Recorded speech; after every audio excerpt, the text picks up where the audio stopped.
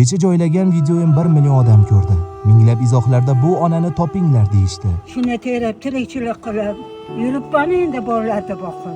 Bugun men ularni izlab bordim. Assalomu alaykum, ona yaxshimisiz? Qalaysiz?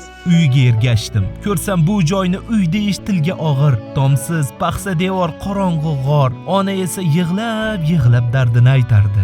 Alloh barakatini bersin, bolalarimda o'rdavatini ko'ray-ku. Necha yildan baqa shu ahvolda yuribman. Devorlarning yoriqlari ham go'yo uning hasratini gapirayotgan edi. Mani uyimdan otxonalarga hech kim yotmaydi.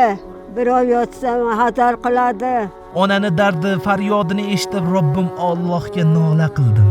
Yo Robbim, bunchalar mehrlisan. Sen bejizga bizni uchrashtirmading deya yig'ladim. Qiynalib mana shunday qilib yuribman. Men mana shunday bo'lib qolganman. Ey do'stlar, befarq bo'lmang. Bu videoni ko'rib jim qolishga haqqingiz yo'q. Darrov like bosing, shunda ko'proq odam ko'radi. Izoh yozing, onasiz bilanmiz deb. Istoriyangizga joylang, barcha do'stlaringizga tarqating. Imkoningiz yetguncha ehson qiling.